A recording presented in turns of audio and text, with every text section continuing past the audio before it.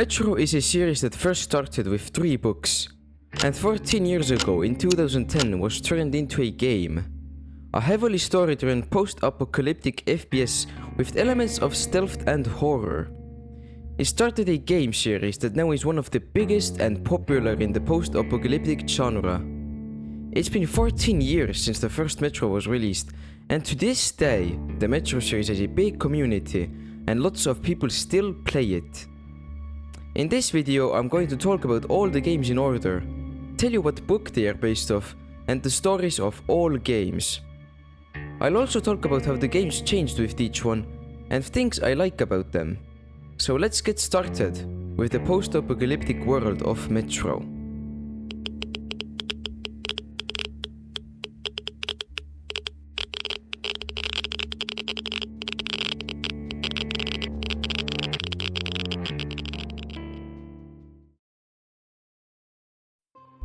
Before we start with the stories of the Metro games, I want to talk a bit about the books, and if they even have anything in common with the games. There are 3 Metro books made by Dmitry Glukhovsky: Metro 2033, 34 and 35. The games are mostly not based off the books, instead they are inspired by them and have some events and some characters from the books, but even those are changed up a little bit. Weirdly enough, only Metro 2033 and 35 are actually somewhat similar to the games, because Metro 2034 doesn't even have Artyom as the main character. But that's really all I can say without spoiling the stories here, so let's finally begin the incredible story of the Metro.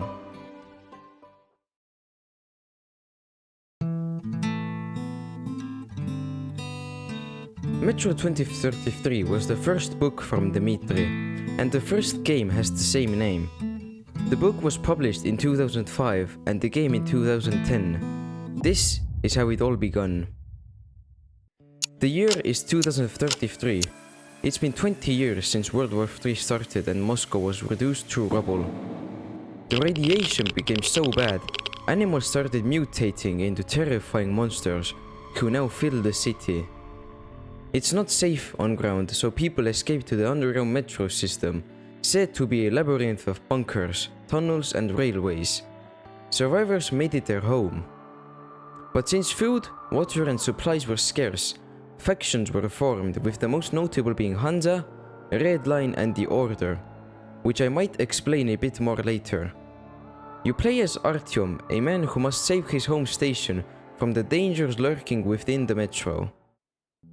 An elite ranger named Hunter had sent Artyom on a mission to find and kill the mysterious creatures that had started attacking the metro. They called these creatures the Dark Ones, tall, human-like monsters that look nightmarish. They are highly intelligent and are said to be the next stage of human evolution. They can get into a person's mind and make someone go crazy. The next day, when Hunter didn't come back from his quest to find the Dark Ones, Artyom must start heading to Polis, a massive bundle of stations that is the so-called center of the metro. Hunter had told him to go there and find a man named Miller if he didn't return. Before leaving, Hunter had also given Artyom his token that he could show to Miller to prove he is on an important quest. Artyom signs on as a guard for a caravan headed to Riga, a neighboring station, so he can go to Polis from there. On the way though, everyone on board goes unconscious, and when you wake up, a bunch of mutants ambush you. Out of 4 people, 1 stranger dies, and eventually you reach Riga. There, a man named Bourbon is waiting for you. He says he can help you get to Polis. So, he aids you on your way to Dry Station. It's on the path to Polis. On the way you have to go on ground, and Artyom finally sees the frozen, destroyed and dead city of Moscow. What was once his home was now nothing but a huge abandoned city. Once making it to Dry Station, Bourbon gets taken away for having some business to do with the guys at Dry. Trying to save him, he dies, but a man named Khan drops into the room and decides to help you. While on the move, you see anomalies of a cursed tunnel, where ghosts of the past are trapped, reliving the day the world was nuked, and weird electric anomalies occur. Khan tells you how to get to Polis, but you need to find a man named Andrew the blacksmith. He's in a station called Armory, and after escaping the officers there, who thought you were trespassing, Andrew luckily saves you. He explains that the only way to Polis is past an enemy fighting zone, but that you could sneak there by hiding under a rail car. After going into hiding, you reach the front line between the Nazis and communists. Once there, you get off the rail car and sneak past the fighting ground with hundreds of enemies. After sneaking his way through though, he's captured by the Nazis. They prepare to execute Artyom, but before they can, two men named Ullman and Pavel, both being elite rangers like Hunter, appear and kill the Nazis. Artyom presents Hunter's token and Ullman tells Pavel to take Artyom to Polis and to meet up with him later. Pavel and Artyom go through Nazi stations and also fight Nasalises, where Pavel is killed by the mutants. Artyom keeps going on his own, fights his way through a Nazi stronghold and eventually meets with Ullman to finally go to Polis. Soon enough, you make it to the big and beautiful Polis. You finally meet Miller, tell him about the Dark Ones, and he decides to help save your home station. Miller has a plan on how to get missiles to bomb the Dark Ones. You have to go outside the metro to the library archives and find information about a secret military facility called D6, as it should have missiles in it. You go to the library with Miller to find the military archive. In the library, Miller has to leave to save a ranger who got wounded, and you have to continue alone, in the most horrifying place ever. In the library, terrifying creatures called librarians lurk. They are tall, ape-like monsters that kill if you lose sight of them. Eventually though, they lose interest in you if you look at them long enough. After getting past these horrific creatures, you make it to the somehow still intact archive and find the files. With more information about D6, the Spartans and Artyom prepare to go find it. In the metro, they go on an automatic train that leads them there. After going through a bunch of doors, alive-looking floors and a bunch of levers, they finally get the facility in working condition. The men take the missile guidance system and leave. Artyom and Miller go back on ground to Ostankino Tower. They make the treacherous climb up, and finally Artyom completes his mission. The missiles fly in and destroy the Dark One's nest. It was done, but even though Artyom should have been happy, in the back of his mind he felt he did something wrong. But what could it be? Talking about what I like about 2033, I think the fact I can choose if I'm ready for a mission or no is great. It means I actually have time to prepare and I won't be short on ammo or other tools. I think the librarians are some of the scariest monsters ever in a game. The mission in the library was truly scary, and I thought it was quite funny that they lose interest in you after some time. I also really like the plot and the missions of the game. The mission where you have to blow up railcars and fight Nazis is probably my favorite. It was so intense and made me feel like Rambo with that machine gun. Speaking of some other things as well, let's go to the main menu. Since 4A Games really likes to make these main menu themes pretty interesting, I feel like it's important. 2033's menu is different from others, as you'll see later on. It has a nice setup with a map, typewriter and TV. There's even a Metro 2034 book on the table, and I think that's pretty neat. Out of all main menu screens, this is probably my favorite. I don't really know why, but it might be because the other two are kind of similar to each other. Overall, Metro 2033 is a great beginning to the saga, and I think I rated 8 Artyoms out of 10, because due to the game's age, it is lacking some modern gaming technology, yet it is still beautiful at times. But with that, let's go 3 years forward, when the next Metro was released.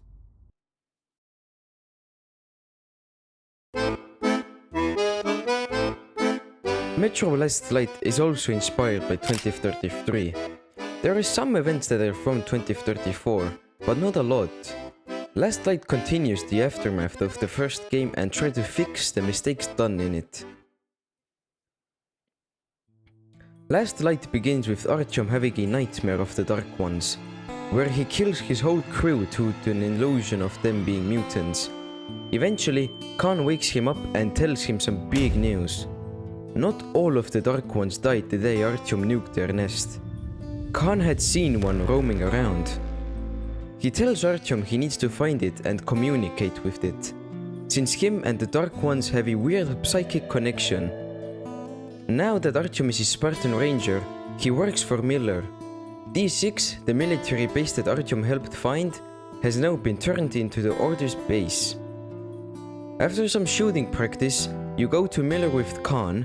Khan tells him there is a Dark One alive, but that they shouldn't kill it, because Artyom has a gift and can communicate with them. Miller thinks otherwise and sends Artyom and Anna, Miller's daughter, to go hunt down the Dark One. After making it to the surface, you find the Dark One and chase it, but after catching it, it goes into your mind, showing you the bombing once again and how the Dark One had to see its family die. Once you wake up, you see that you and the Dark One have been captured by Reich members. After waking up again, you are in a room with prisoners and the officer. Right before getting killed, the last prisoner alive saves you. His name is Pavel, a man from the Red Line. Together, you quietly make your way through the prison. Once you get your weapons back, you and Pavel attempt to sneak past the Nazis by disguising yourselves. But a chase ensues as they find out 2 prisoners escaped. You luckily make it out alive, but you are still in Reich territory. Pavel gets caught. You sneak through a dozen rooms full of Nazis and save Pavel right as he was about to be hung.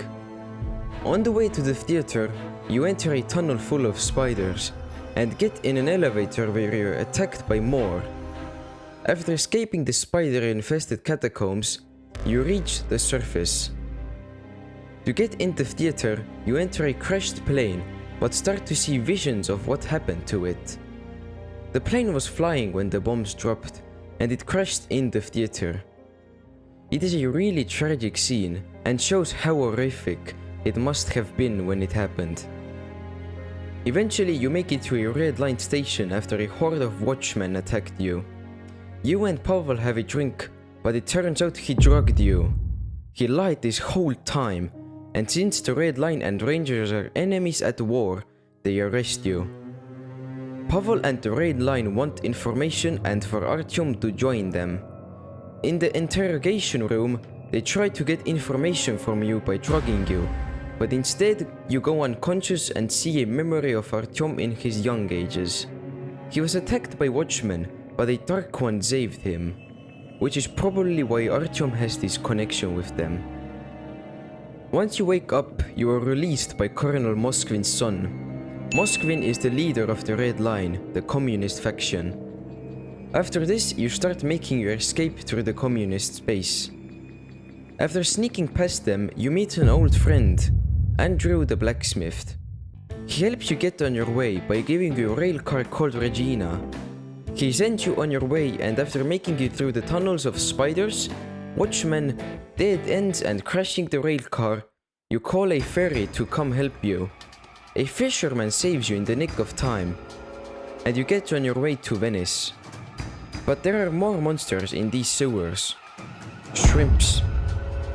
They attack the ferry, but after throwing a box of dynamite at them, you and the fisherman are safe and reach Venice, where Pavel should be with the Dark One. You find him there, but they quickly leave. Right before Pavel can put a bullet in your head, you put a knife at his throat. Turns out the Dark One isn't there. It's at Oktyabrskaya. You almost capture Pavel, but he escapes. Artyom goes to the surface once more in order to get to Oktyabrskaya. First, Artyom has to get to the church, a base of the Order, and prepare to go and find the Dark One. Once he gets there, the crew prepares themselves, but they hear a knock on the door. Next, there is a massive explosion. The church has been ransacked and burned. They take Anna and once again Artyom is alone. So he goes to the catacombs all by himself in order to reach the Dark One. The catacombs are dark, dangerous and old. Artyom goes deeper and deeper into this dark and terrifying place. But while going on, an abomination called a rhino attacks him. Luckily, Artyom survives and now he is getting close to Oktyabrskaya. Once he reaches the station, he finds it destroyed, burned to a crisp. The Reds had destroyed the station. Finally, after going through all the inferno, you find Anna and save her. Now though, you and Khan go to catch the Dark One. In the tunnels, you have to enter a strange river that Khan said would lead them to the Dark One. In this mysterious river, you go through things that happened in the past, like bombing the Dark One's home, chasing him, then a vision of a train where you jump down to get the Dark One. Finally, you come back to reality, get on a rail car and catch the train that the Dark One's on. You jump on the train, get through the defenses and finally get to the Dark One. It was unconscious, so Artyom has to carry him out the destroyed train. Once you get on the surface, the Dark One wakes up and can breathe again, because they have evolved so much that they can breathe the toxic air. He stays close to you while you make your way back to base. It decides to help you. He gives you thermal vision to see enemies, and it turns out Dark Ones are even more intelligent than we thought. They have X-ray-like vision and can sense emotions in any living creature. Soon enough though, you make it to a surface level base. The people there let you in, but once you continue, there are men ready to gun you down. After killing a ton of people, you almost get out, but before that you encounter Letsnitsky, a traitor of the Spartan order. You can either kill him or knock him out to continue on your merry way. After the encounter, Artyom moves on to Red Square, where Pavel and his guys are waiting to ambush him. After killing the soldiers, you approach Pavel. Floor by floor, you hit him more and more. In the end, you get to him. He's out of air filters. And even after all that Pavel did to Artyom, he still saves him and gives Pavel an air filter. But now, the Dark One and Artyom move on to Polis. Khan and Miller meet with Artyom at the entrance. Miller hesitates, trusting the Dark One, but he lets Artyom and Khan go on with him.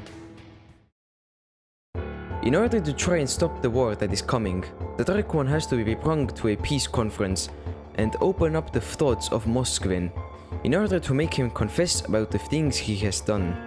The plan goes as they wanted. Moskvin's secrets are revealed. He tells the people about everything. The murder of his brother, the last leader of the Reds, the virus that they made to kill off Oktyabrskaya's population, and the war about to begin at D6. Miller, Khan and Artyom rush to D6 to begin the last battle. Every Spartan ranger is brought to the fight. They prepare for battle and it finally begins.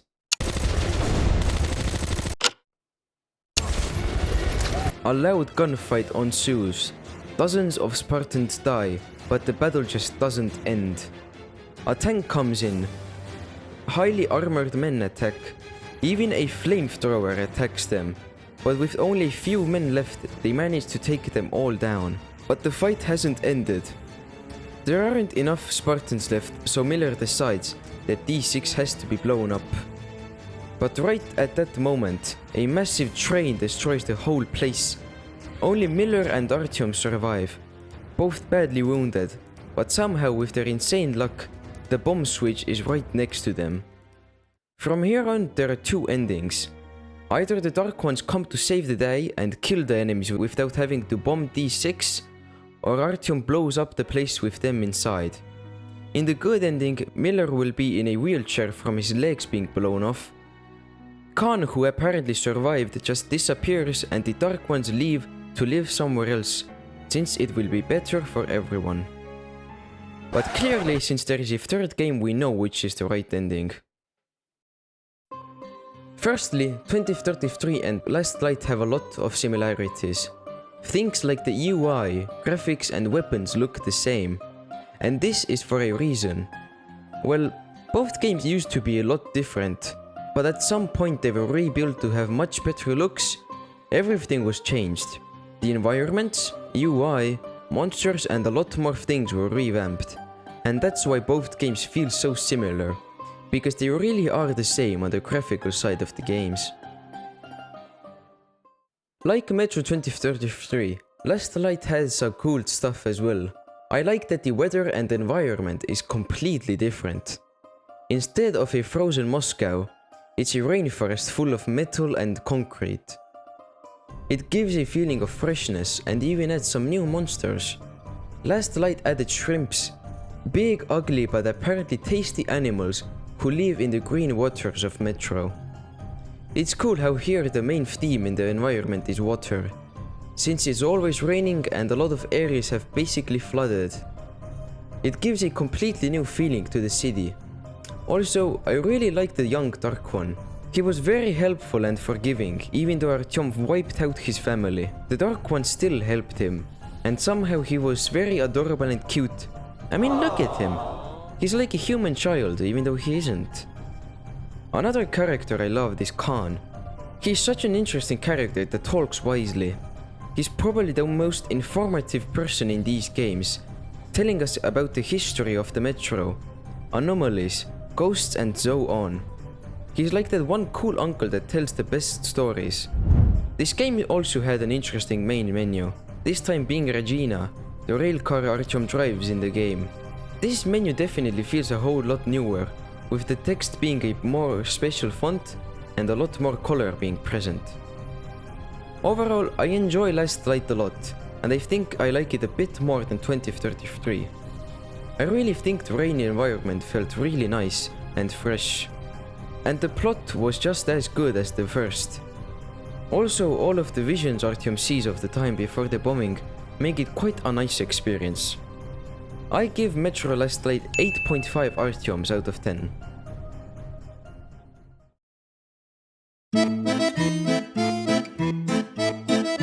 Metro Exodus is inspired by the third book, Metro 2035. This game proves that Miller and Artyom indeed did not die, and it's also a whole lot more different from the other two. It's 2035. Moscow has once again been taken over by a cold and miserable winter. Artyom begins on the surface. He had been on a quest to find other life out there. He tried finding another person with his radio. Sadly, there was nothing else but static. He goes to the underground through a manhole, but on the way a horde of watchmen attack. Luckily, he is saved by Spartans, who bring him to a hospital, as he got injured. Once Artyom woke up, Anna is there and tells him that he shouldn't be going to the surface and trying to find life out there. After this, Miller also comes to scold Artyom, who also tells him that there is nobody out there. After this, the other Spartans called Duke, Demir, Alyosha, Sam, Stepan, Tokarev and Idiot came to celebrate Artyom being alive and making it back. Fast forward a week, Artyom once again is trying to find a radio frequency, but this time with Anna. They start going back to base, but on the way they see something spectacular. A train. A damn train rode past them. But right after this encounter, a car drives to them.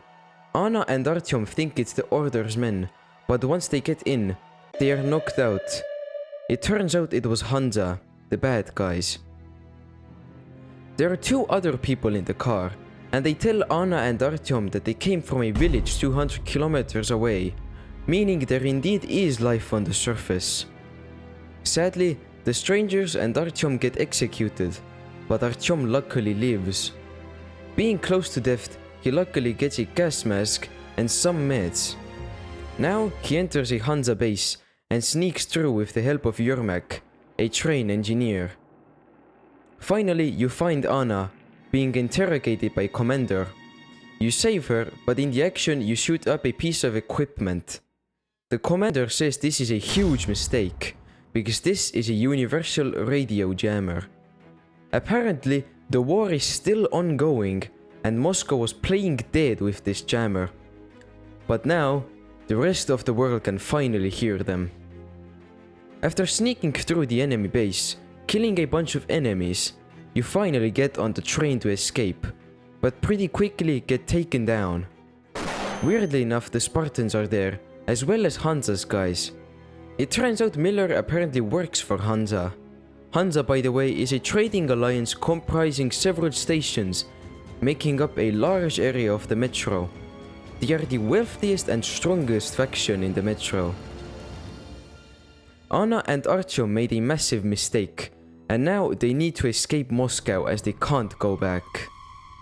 Turns out Miller knew that there was life out there, that there were jammers to stop the radios, and that the war never ended. Out of nowhere, a massive train full of Hanza's men attacked the Spartans. They need to quickly find a way to stop the armored train. Miller assigns Artyom to take down this massive machine. He jumps on it, sneaks past all the enemies, and places the explosive in the boiler room. Quickly gets back on the other train and blows up the armored locomotive. Now the crew definitely could not go back, because of what they had done. While stopping at a safe area, Artyom finally finds a radio frequency with other people. It's a government base, so that's where the crew starts heading. Unfortunately, you hit a roadblock. In order to continue, you enter a church where a woman named Katya and her child Nastya are being held. They help you escape the church as you are not welcome there. Once you make it back to Aurora, the train, you have to find a mechanic named Crest who can help fix the Aurora. He's in a crane at a shipyard, and once you make it there, you save his life from creatures called humanimals. He gives you binoculars and agrees to help. On the way back, Miller reports that Anna is missing, so you go looking for her. She was in some sort of ammo dump and looked like she had been breathing the toxic air there for at least a couple minutes. Once back at the train, Crest and Miller assemble a plan. They need to capture a trader tugboat and infiltrate the bridge shantytown, lower the bridge and cross the river. Before this, you of course have to get Nastya a teddy bear and a guitar for Stepan. This is very necessary to continue. The plan goes well. You steal the tugboat without casualties, reach the bridge and they lower it for you. Now here two things can happen. Either Duke gets shot and dies if you kill too many people of the cult, or if you don't, he lives and jumps on the train with you. Well, that's a job well done, huh? Finally, after 1,000 kilometers, they make it to Yamantau. The place has a ton of destroyed buildings, trains, cars and trees. The place looks deserted, but finally you make it to the absolutely massive bunker. The crew doesn't like this place. Crest thinks this is a bad place and they should leave. Once the gates are opened, they weirdly enough don't see any patrols. It's like nobody's protecting the place. Anna, Miller and Artyom go inside while Idiot, Sam and Crest stayed outside. The trio enters a room where they are blinded by lights. All of a sudden they are ambushed and taken into custody. The three wake up and find out that there is no government, and the people are just cannibals wanting to eat the crew. Anna is taken away, and right at the perfect moment, the others come to save the day. Once Miller and Artyom are saved, the men get into an intense fight with the bunker full of mentally insane cannibals. A search for Anna begins. After going through rooms full of dead corpses and cannibals, you find her. She looks horrible, but she's alive. Suddenly, the so-called minister attacks you, but Anna kills him. Artyom and Anna meet up with the others. Idiot was looking for other bunkers on a computer and found one in the Caspian. The crew continues their escape from this cursed bunker. Eventually, they make it to the rail car and escape the horrible place, leaving the cannibals to die. Now, the crew starts heading to the Caspian Sea, where a comms center should be, which they can use to find a habitable place and start a new colony. After being on the road for 3 months, they make it to the dry and hot Caspian Sea. The crew is not in the best of shape. Some are sick from the heat of the desert, and the Aurora is also in a bad state. But miraculously, you see a car driving past. The team stops. The crew, still in fighting shape, has to go find water and fuel, and also find intel about the car. As you approach the area where the car is, a sandstorm covers the desert in darkness. Once you steal the car keys from a thug, you start driving to a lighthouse, as there is a woman named Gyul there that could help the crew. Once you save her from a group of bandits, she helps you get inside the comm center by leading you to an elevator that should get you there. There is one problem though. The place is filled with spiders. Finally, you get to the archive where you need to find radiation maps of the war from 2013. After escaping the spider hell, Artyom drives to the crew's base to give Miller the maps. They know where to go now, but they still need to get water and fuel. They came up with a plan. Since the Baron, the leader of the bandits, wouldn't give them resources, they would steal them. First, Damir and Artyom go through caves to an oasis where the bandits get their water from, and steal their water tanker. The caves had people living in them once, but due to geysers forming, they had to leave, and now these underground cities are just empty, with nobody left. Once in the outpost, you sneak to the watchtower, open the gate and jump on the truck, and escape with Damir. The mission went exactly how they wanted. But the next morning, the bandits attack the crew for the theft of their water. Now the crew has to quickly get fuel before they attack again. Artyom must go to the Baron's fortress and steal a fuel tanker with Damir. Once in the fortress, Damir says that the tanker is there, but they can't open the gate, so Artyom needs to go even deeper into the base and find the controls to open it. The Baron radios you to go to him and discuss the situation, as attacking them would be pointless. Jewel is also secretly there, because she has a plan to blow up the oil rig. After getting to him, he says he will give the crew some fuel, but only if they give Jewel to them. All of a sudden, Jewel ambushes the guys, and because they didn't accept the offer, a bloody battle begins. After killing a dozen men, Damir and Artyom get to the Baron, right as some explosions go off. Anna snipes the Baron, and now the bandits are left without a leader. Here, Damir either stays behind with Jewel, since he used to live at the Caspian, and the slaves being brutally tortured were also his people, or he will come with you if you free the slaves. After the hell that was the Caspian, it's summer now, and at the moment, everyone is happy. The crew is partying with Stepan playing some great music on the guitar. Stepan and Katya had just gotten married. The crew has a great feast and Miller has a speech. She says that he has found a place on the maps where life on the surface is possible, and that they are only 2 days away from it. Half a year on the road and the journey was close to an end. But suddenly, Anna had started coughing blood. This happened because she had been sick ever since they were in the Caspian. She collapses and everybody gets worried. Turns out the toxic gas at the ammo dump in the Volga had infected her, and that her lungs are falling apart. This is very bad news. Katya, being a nurse, thinks it can't be too bad. Jormek thinks it's tuberculosis. Katya tells Miller that there is a drug that would cure Anna's symptoms, but it's in Novosibirsk, which is 2,000 kilometers away. If her symptoms get worse, they will go there, but right now they will head for the valley to see how it is.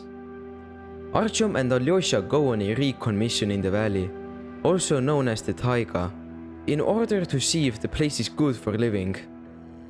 The Taiga looks gorgeous, and the air is fresher than ever. While moving on a sketchy railroad, the railcar suddenly falls into the fast and deadly river because the railroad collapsed. Artyom nearly drowns, but a person from the forest named Olga saves her. She says Alyosha also survived. After taking a breather, Artyom finally wakes up. He lost all his weapons, but finds a crossbow. This place looks absolutely beautiful. It has big snowy mountains and a big forest. Sadly, even here the people don't take a liking to guests, and there's also other enemies like wolves and massive bears. While going to the rendezvous point, the dam, you get caught by pioneers and pirates, but a massive bear attacks them. It gets molotoved by the guys and runs away. After getting your backpack back, you keep on moving. The people here are a weird bunch, like adult children who are a bit too immersed in a game.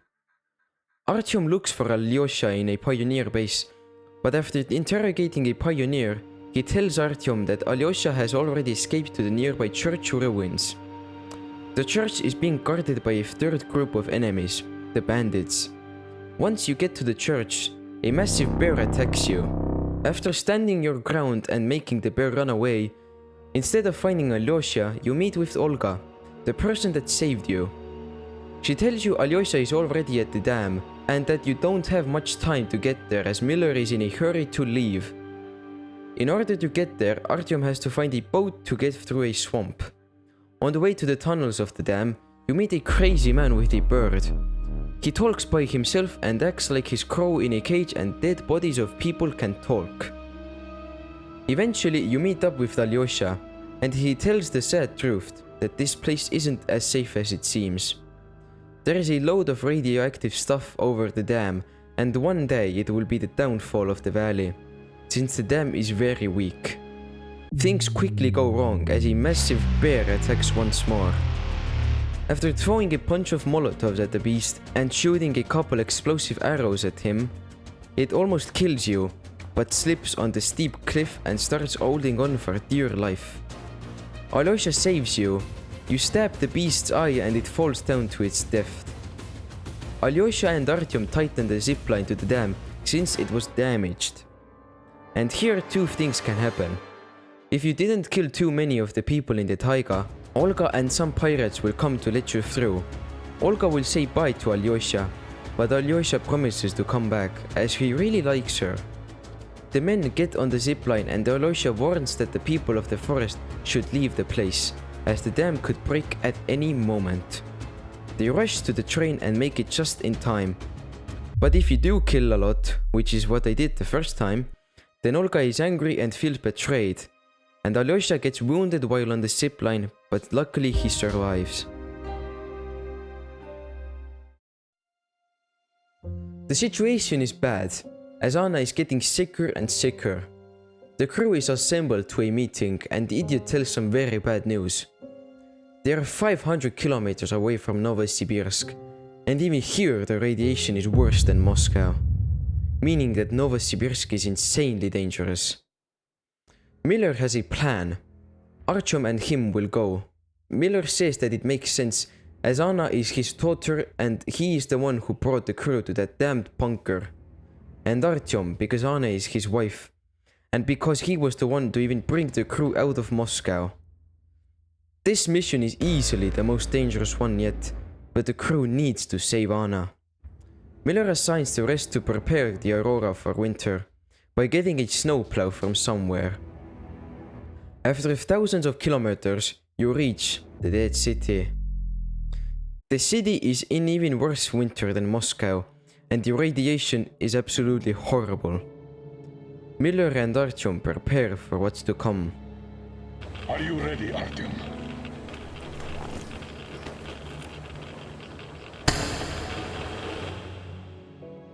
The duo drive to a metro entrance, since there it should be safe. Once they get into the metro, the air is breathable and they can take their masks off. They make it through rooms full of bodies, places of war and a gate with at least 100 bodies. In a ventilation tunnel you hear a radio, and in a grate find a kid. After chasing him and catching him, he says he's Kirill, and after Miller tells him they mean no harm, the boy leads them to the station. At the station the kid says it's only him and his dad, but his father has been away for a month. Kirill says his dad has been looking for a safe place to live, and that there is apparently a map that shows how to go there. Miller has a change of plans, and he goes to look for the map, while Artyom goes to the institute to find a cure for Anna. Kirill gives both men green stuff or anti-rad, a drug that people in Novosibirsk use to not get sick. You go through a station that is completely empty. It was left abandoned after a war for the green stuff broke out and basically everyone died. After going through some disgusting tunnels full of leeches, you both through a room where radiation is very high. You pass out and hear Anna's voice. After taking some of the green stuff, she suddenly disappears and turns out it was just a hallucination. Now you're in the metro station and there are loads of weird stuff happening. Artyom sees shadows of people around and weird sounds. Miller reports that he is heading to the institute after getting the map. After reaching higher levels of the complex, you hear weird animal noises. After this, Artyom gets on the surface, where he has to quickly get to the institute. Artyom sees another vision, this time of tanks bombing a metro entrance. Finally, he makes it to the institute, but there are big footprints all around the entrance. Once Artyom makes it onto the roof, a huge ape-like monster attacks him. He manages to fight it away. The monster doesn't have eyes, but has a good sense of hearing and smell. It follows you into the building while you look for the medicine. The radiation is slowly killing Artyom, meaning he better move quickly. You get deeper into the facility and more of these mutants start coming out and look for you. Eventually though, Artyom makes it to the room where the medicine is.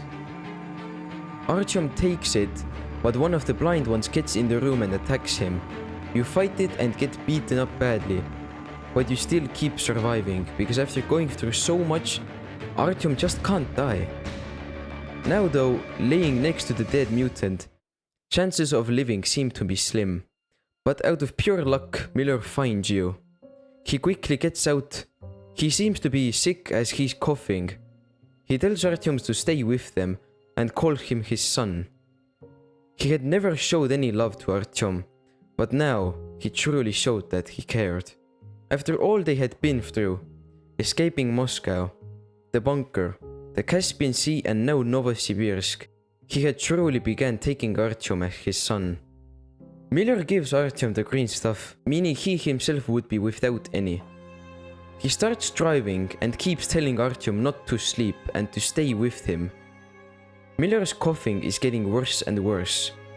After Artyom goes unconscious, he wakes up to see Kirill trying to wake up Miller. He says he tried to teach the boy how to drive, but just fell asleep. Now Artyom had to take the wheel. He drove them through the destroyed and snowy road. Meanwhile, Kirill talked about Miller, how he killed the mutants and protected him. Once they made it to some train tracks, Artyom fell asleep again. Probably because he was weak and tired, and death was near. After waking up, it was beautiful and sunny, but next to him, Miller, the man that he had met 2 years ago, the man who had helped save his home station, the man he fought a damn war with, and the man whose daughter he had married, Artyom's father that he never had, was dead. He had died from not taking the anti-rad. The radiation was so high, it was impossible to save him. Miller, the leader of the Spartans, had passed, but he saved Artyom, the best Spartan he had, his son, so he could save Anna. From here on, two things can happen. Either you get a good ending or a bad ending.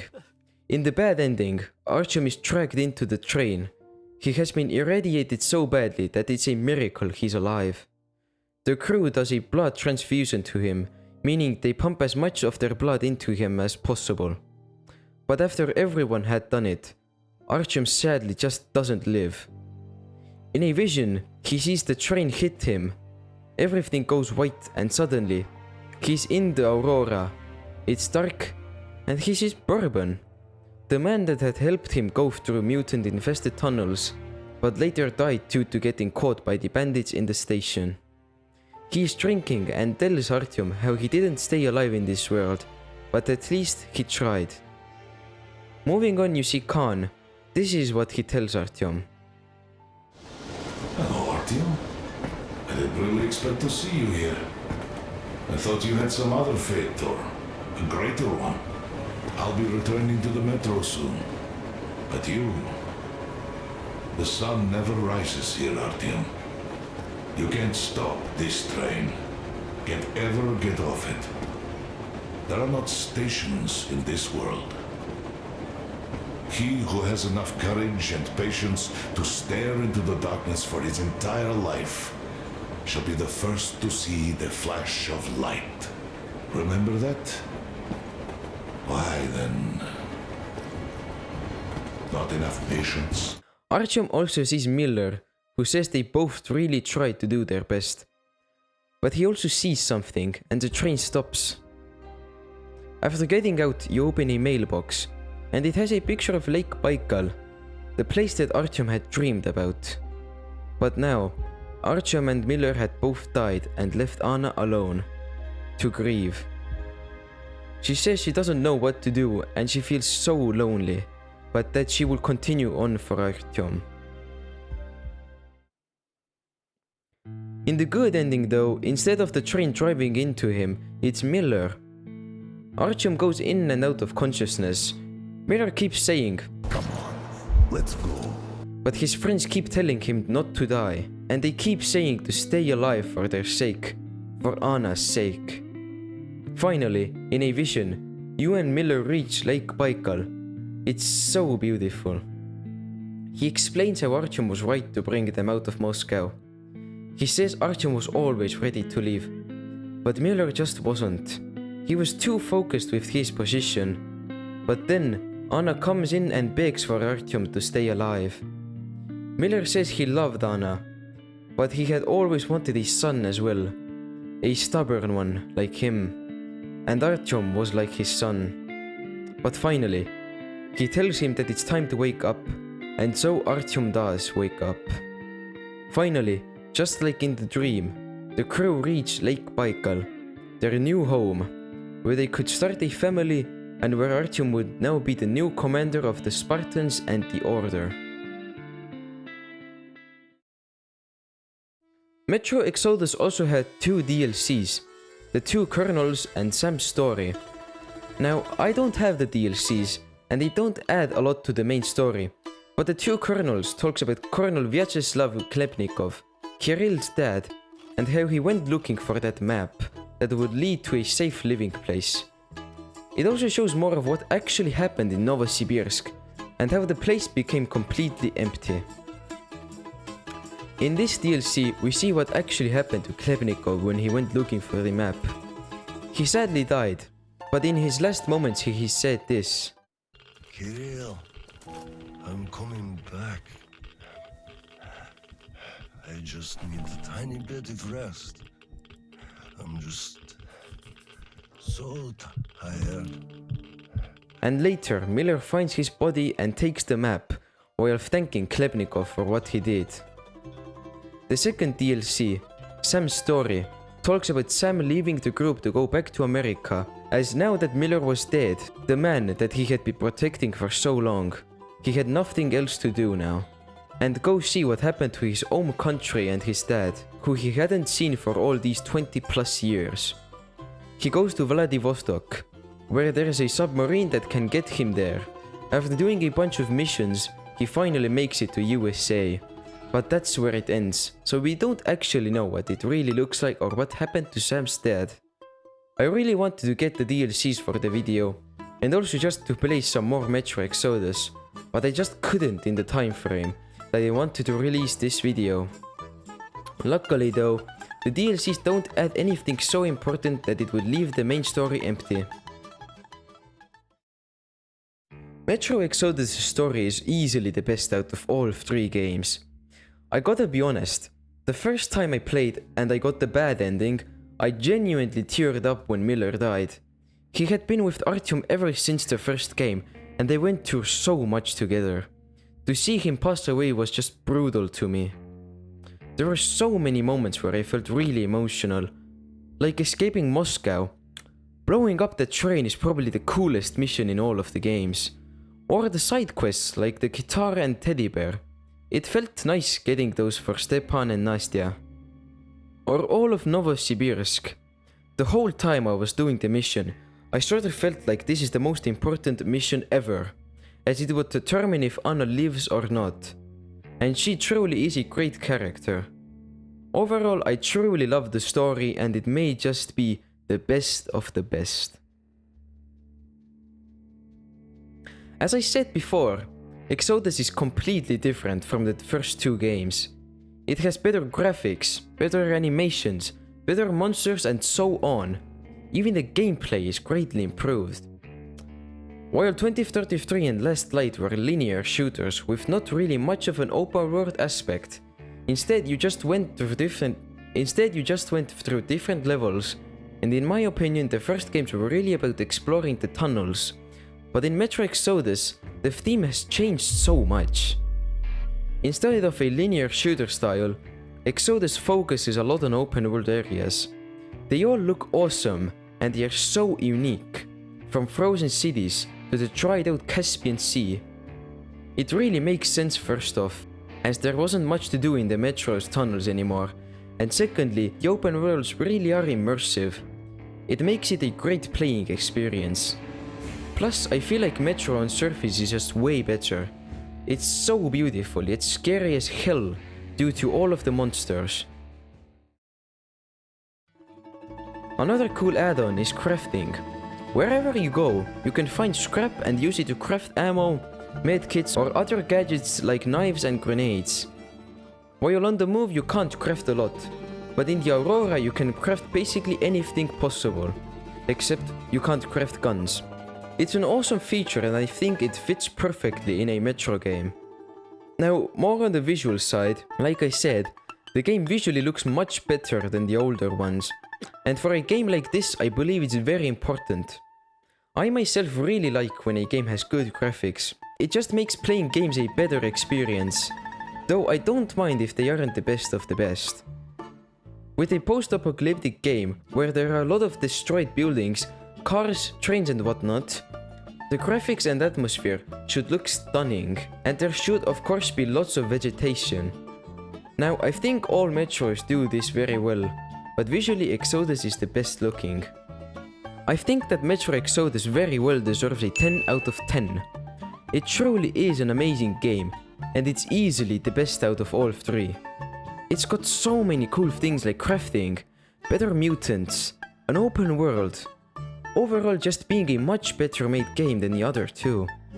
Yes, there's some bugs here and there, but they aren't game breaking. The game is also really immersive. It truly sucked me into the story and I really felt bad when something happened to any of the crew. Hence why I teared up when Miller died, or was shocked when Alyosha got wounded. I really thought he was dead, since I only saved one of 3 men.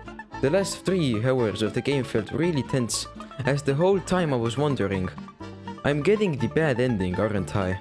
The most surprising thing is that I decided to replay the whole game just so I could see the good ending, and that just goes to show how good this game is, and really all of the Metro games. They're so incredible that I have replayed them all at least twice, and that just hasn't happened with any other game. And that is why Metro Exodus deserves a 10 out of 10. It is so incredibly done and makes me feel so many emotions, really connecting me to the game and making me want to play more just for the story.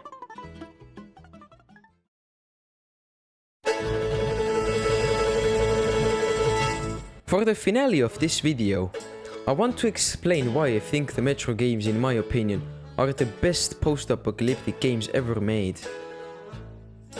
The full story of the Metro Saga is one of the best I've seen in a video game. I love how it begins with humanity being attacked and afraid of human-like aliens, who even though didn't want harm, and just wanted to live in peace, humans still wiped them out of fear. The fact that Artyom in the beginning is just a seemingly normal man who just wants to save his home station from monsters wiping it out, to him killing the intelligent aliens and becoming one of the Spartan Rangers because of his heroic acts. It's a great start to the story, and the way they continue it is also great. It continues with realizing that bombing the Dark Ones was a massive mistake, and attempting to fix those mistakes while a war with the Reds is about to begin. The plot is great as it makes you feel sad for killing the Dark Ones, but also makes your blood pump in the action sequences. With the continuing of the story, I've heard some people don't like it, but I think that the crew escaping Moscow to look for a better life on the surface was the only way to continue. In the first two, you already explore most of the metro system, so really it's actually a good way to keep the game fresh and give a feeling of excitement. I even think that Exodus being more open world based was a genius idea. It fits so well and it gives a chance to see more of the open world. Overall, the story of Metro is a big part of why I like the games. The writing is amazingly done, the characters are great and have actually interesting dialogue.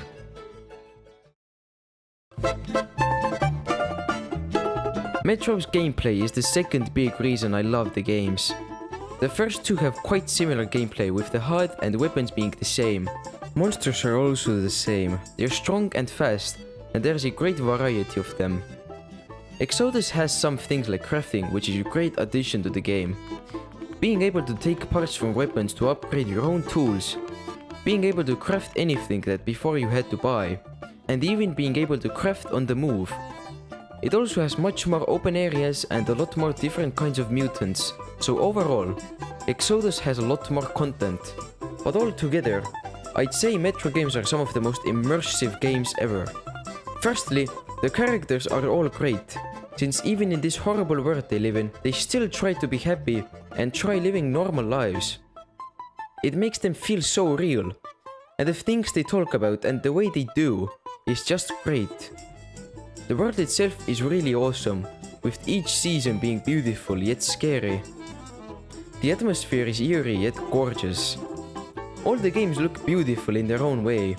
2033 looks great because of its nuclear winter, with everything covered in massive amounts of ice and snow, and everything being destroyed. Last Light is unique because of the city being all flooded and looking like a cold rainforest full of massive buildings that are all mostly broken. Exodus is completely different with all of its areas. Moscow once again being frozen in a winter, but also areas like the mountainous tundra, the dry Caspian Sea and so many more awesome places. Exodus especially feels very immersive because of a couple things. The way the game manages to rarely take you out of the in-game world, with things like your map being strapped to a leather binder and your compass to your wrist, not in a pause menu. The crafting being in real time, having to take your backpack off to actually do anything, and not being able to escape to the pause menu like other games. Meaning it's quite dangerous to craft in the middle of a fight. Or some smaller details like having to clean your gun, checking your air filters, or patching your broken gas mask with some tape. These things may make it seem like a hardcore survival game, but the reason Exodus is so much greater than games like The Forest is because you never worry about things like food or water. Things like charging your flashlight or patching up your mask add a level of immersiveness that doesn't make the experience too difficult, as you don't have to always worry about having enough food or energy. I also like how in this post-apocalyptic world, resources are scarce. Even when you find stuff like ammo or air filters from somewhere, it's not a lot and it's a real problem, with every bullet being very important and having to save them because of that. Going a bit bigger though, the separate open worlds are all so gorgeous, and they feel so real, since I bet if there was an apocalypse, then this is what the world will be like. Another important thing that goes well with the immersion is the fear factor of the game. All three games are really scary in their own way. 2033 has the library level. The place is so dark and scary. It's so big yet so destroyed it doesn't even resemble a library anymore. And the librarian monsters make it even worse. They are really powerful and really make you careful when approaching them. Last Light has some good nighttime. The mission where you have to make your way through Moscow to the church. There is a mist on the ground. Watchmen and a big shrimp attack you, making it a very scary scene. Exodus has some real scary monsters, like humanimals in the desert, who are basically camouflaged in all the sand. The desert level is made even scarier with the sandstorm that basically blinds you. making it quite a frightening scene when all you can see is the road a couple meters in front of your car. And then the dead city of Novosibirsk. It's so unsettling because it's a massive city that is completely empty, yet its houses are completely intact. And because of the radiation, has some of the most horrifying creatures ever roaming in there.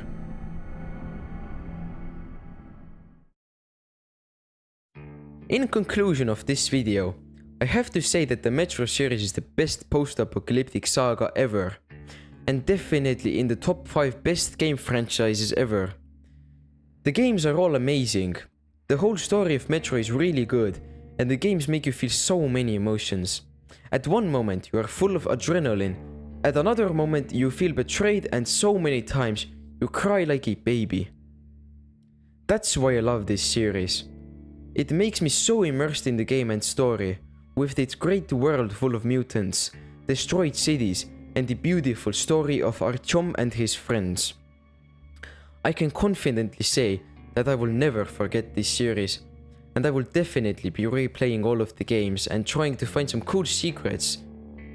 Meanwhile, I also wait for them to cook up the next game, since there is one in the making apparently.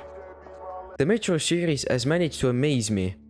From me playing Exodus for the first time and not even making it past the Caspian, having no clue who any of the characters are, to now being here, playing all the games in order, replaying them all at least twice, and making this video about the series that I truly have become to love. I honestly hope they continue the amazing story of Artyom, Anna and the rest of the guys. And with that note, I will see you in the next video.